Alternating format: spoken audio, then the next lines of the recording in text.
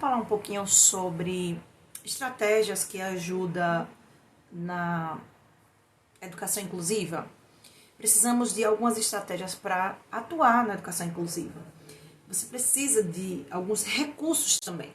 Então vamos falar um pouquinho desses recursos, tá? O primeiro recurso é um recurso que você não precisa comprar, está em você. É a linguagem. Você precisa ter uma linguagem clara, uma linguagem objetiva quando você vai falar com a sua criança. Em vez de você falar uma frase enorme, solicitando alguma coisa, você busque sempre falar o mais simples possível.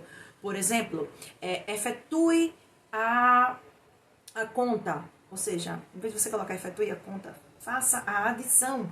Isso é muito mais simples, não é? Então, que você possa reduzir. A mesma coisa é observe a imagem, exemplifique para... Não, olha a imagem e responda. Dentro dessa mesma perspectiva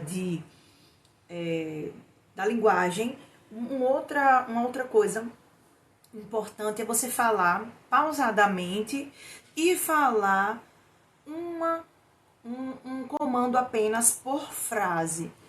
Um exemplo. Crianças, agora vamos pegar o livro de história. Dá uma pausa.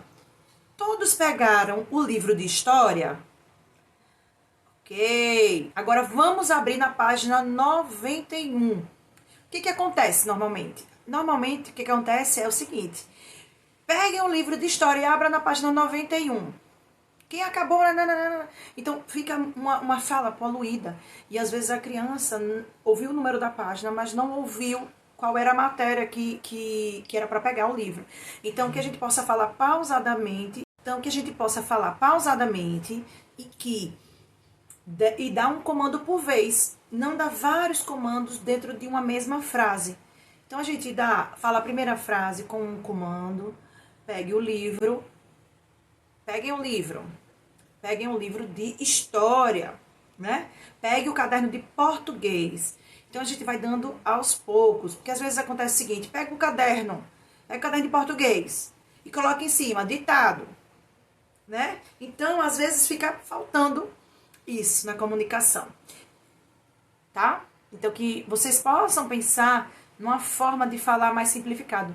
Talvez, inclusive, até esse mesmo exemplo que eu dei aqui, pode ser para alguma criança ainda poluído, né? Então, você pode ainda aperfeiçoar esse exemplo que eu dei, diminuindo mais ainda a frase, deixando mais clara, tá?